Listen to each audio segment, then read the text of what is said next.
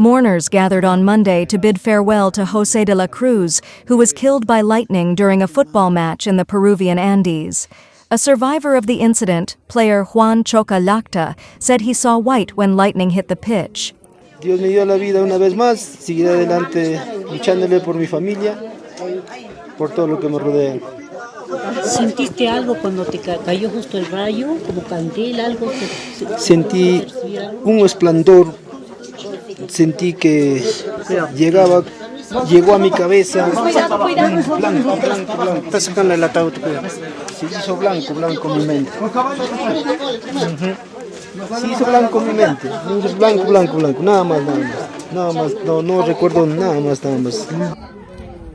The local tournament game between Juventud Bellavista and Familia Choca in Huancayo province on Sunday was halted when lightning first struck, but a second bolt hit players as they were leaving the field.